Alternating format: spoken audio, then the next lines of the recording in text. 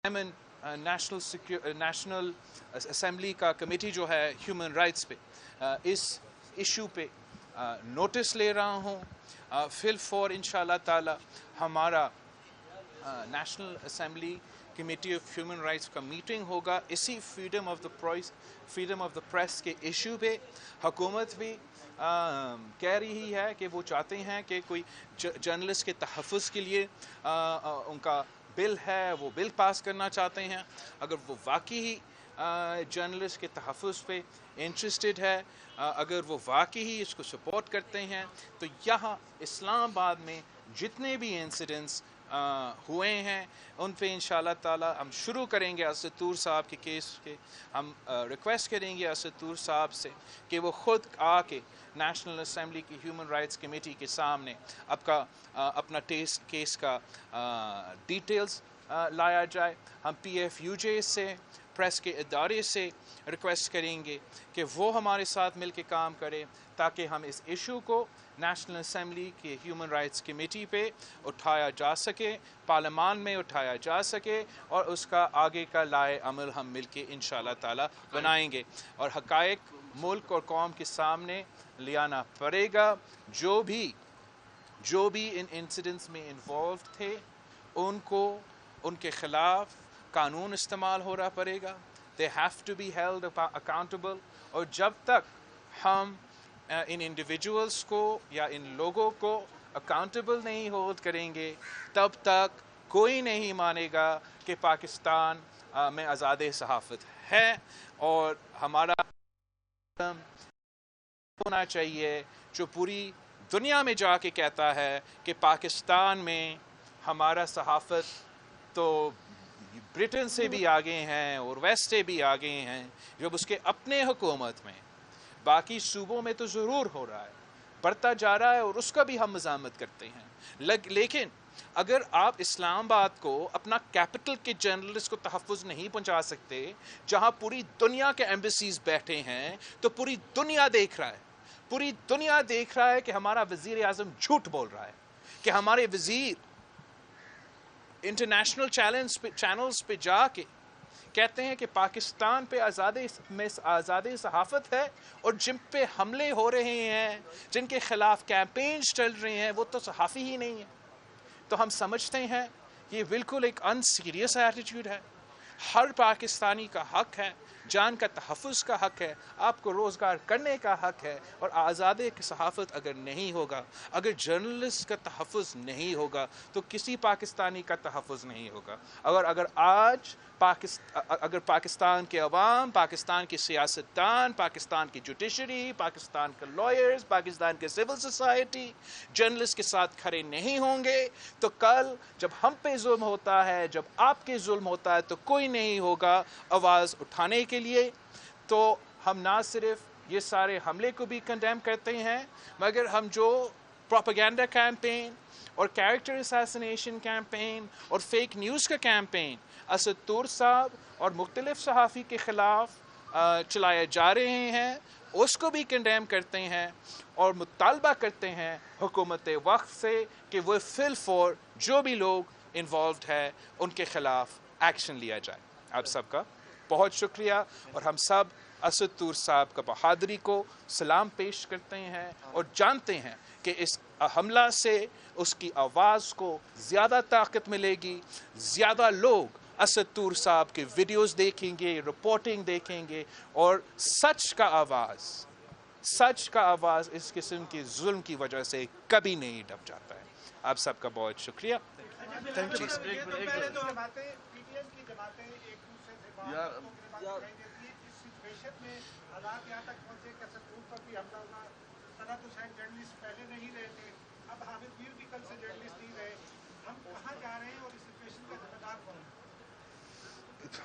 आपने काफ़ी कुछ सवाल एक ही सवाल में पूछे हैं। जहाँ तक अपोजिशन जमातें हैं, मैं समझता हूँ कि ना सिर्फ अपोजिशन के जमातें मगर हुकूमत के जो इत्तेहादी है और हुकूमत में है, हम सब को जहाँ तक आज़ादी सहाफ़त है, जहाँ तक तशद्दुद है, जहाँ तक किसी के घर में घुस के उस पर हमला करने की बात है, हम सबको एक पेज पे होना चाहिए। हम सबको نہ صرف اس کا مذمت کرنا چاہیے، مطالبہ کرنا چاہیے کہ جو بھی ذمہ دار ہے اس کو پکڑا جائے۔ جہاں تک یہ پورا سچویشن ہے پاکستان میں، جس طریقے سے آزادی صحافت کو حملہ اس پہ ہوتا آ رہا ہے، یہ صرف آج کا مسئلہ نہیں ہے، ہمارے آنکھوں کے سامنے آہستہ آہستہ آپ کا یہ حق آپ سے چھینا جا رہا ہے۔ یہ نہ صرف عمران خان کی حکومت کے وقت سے آ رہا ہے، اس حکومت سے پہلے ہمیں یاد ہے کہ ہمارے اپنے حکومت میں جب دہشت گردی عروج پہ تھا، جب حالات جنگ تھا، تب بھی دہشت گردوں کے ایک طرف پریشر تھا ہمارے صحافی پہ، اور پھر ان قوتوں جو وہ دہشت گردوں کے خلاف لڑ رہے تھے ان سے بھی پریشر تھا، اور اس پریشر کا انوائرمنٹ میں صحافی کام نہیں کر سکتا ہے، سچ نہیں دبتا ہے، اور آپ کو پاکستان کی ریاست کو اتنا طاقت ڈیولپ کرنا چاہیے، اتنا برداشت ڈیولپ کرنا چاہیے کہ ہر کسی کا وی لاگ پہ اس قسم کا ریاکشن نہیں آنا چاہیے۔ جو انسانی حقوق کی کمیٹی ہوئی تھی اس میں جو صحافیوں کو ہراسمنٹ کے کیسز سامنے آئے تھے، تو آپ نے حکومتی جو جماعت ہے ان کے ٹرولز کو اور ISPR کو آپ نے نوٹس جاری کیا تھا ہیومن رائٹس ایک سب کمیٹی تو سیکشل ہراسمنٹ کے چارجز پہ کام کر رہی ہے، وہ بھی ضروری ہے، لیکن ساتھ ساتھ جس طریقے سے مجھے محسوس ہو رہا ہے کہ یہ نہ صرف اسد طور کا حملہ ہوا، 1-2 مہینے اس سے پہلے سر عالم صاحب پہ حملہ ہوا، تھوڑا اس سے پہلے مطیع اللہ جان صاحب پہ حملہ ہوا ہے، اور اگر ہمارا کیپٹل میں اسلام آباد میں آپ کا فزیکل سیفٹی ہم گارنٹی نہیں کر سکتے تو پھر ہم آگے نہیں بڑھ سکیں گے۔ میں امید رکھتا ہوں اس لیے کہ حکومت نے ایک جرنلسٹ پروٹیکشن بل جو سندھ سے پاس ہوا ہے وہ بھی پاس کرنا چاہ رہے ہیں، تو ہم امید رکھتے ہیں کہ اس پوائنٹ پہ ہمارا مخالفت کرنے کے بجائے ہم ساتھ مل کے اسد طور صاحب کا کیس پہ اور جو یہ باقی ہماری صحافی دوستوں کے ساتھ ہوا ہے ان کیسز کو ہم ہائی لائٹ کر سکے، ہم آپ کے سامنے لے سکے، اور اس کو لاجیکل کنکلوژن پہ بھی ہم دیکھنا چاہتے ہیں کہ سارے کیسز کو، خاص طور اسد صاحب کا جو کیس ہے، کہ وہ لاجیکل کنکلوژن پہ پہنچا جائے، اور اس میں ہم امید کرتے ہیں کہ سب ہمارے ساتھ ہیں۔ PDM میں واپسی کے لیے شاہد حقان عباسی صاحب کا بیان آ رہا ہے کہ ان کے اعتماد کو بحال کیا جائے، آپ PDM کے اعتماد کو بحال کرنے کے حوالے سے کیا کوششیں کر رہے ہیں، آپ کیا کریں گے آئندہ؟ بھائی یہ بڑا عجیب صورتحال بن رہا ہے کہ آپ ہم نے تو ہمارے عہدیدار نے اس اتحاد سے اپنے استعفے پیش کیے، نہ ہم نے کوئی خواہش اظہار کیا کہ ہم کہیں واپس جانا چاہتے ہیں یا کسی بیٹھک میں بیٹھنا چاہتے ہیں، تو کیوں پھر یہ بار بار ہم سے پوچھا جاتا ہے کہ ہم کب واپس جائیں گے، کیا ہوگا؟ میں سمجھتا ہوں کہ 2 اہم پوائنٹس ہیں۔ ایک PDM کے بنتے ہوئے ہمارا ایک اگریمنٹ تھا، ہمارا ایک معاہدہ تھا، اس معاہدہ میں ایک ایکشن پلان تھا، اس ایکشن پلان میں احتجاج بھی تھا، لانگ مارچ بھی تھا، عدم اعتماد بھی تھا، اور اگر یہ سب ناکام ہوتے تو ہمارے استعفے بھی تھے۔ تو اگر ہم نہ لانگ مارچ کریں گے، نہ پارلیمان میں ہم عدم اعتماد لے کر آئیں گے، نہ ہم بزدار صاحب کو تنگ کریں گے، نہ ہم عمران خان صاحب کو تنگ کریں گے، تو آپس میں گپ کرنے کے لیے تو ہم نے PDM نہیں بنایا تھا۔ ہم نے ساتھ ساتھ یہ کہا تھا کہ جو یہ ساری تنظیم آپ کو نظر آ رہی ہے،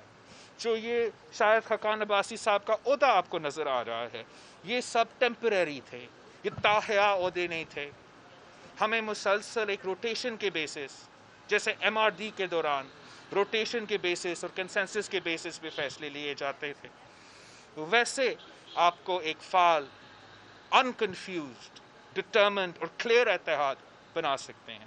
تو میں سمجھتا ہوں کہ جب تک ان کا کنکلوژن چلے گا، جب تک ان کو پتہ نہیں ہوگا کہ کرنا کیا ہے، حملہ کہاں کرنا ہے، کب کرنا ہے، تو تب تک وہ آپس میں بیٹھتے رہے، بات کرتے رہیں۔ جب وہ تیار ہیں کہ جو ایکشن پلان جس کی وجہ سے ہم نے بنیاد بنائی تھی PDM کا، جس کے لیے میں نے قائد حزب اختلاف کے پیچھے اور ان سارے جماعتوں کے پیچھے مہینے پھرتے رہا کہ ملو، اپوزیشن کو اکٹھا کرو. جب تک ہم ان پوائنٹس پہ واپس نہیں آتے ہیں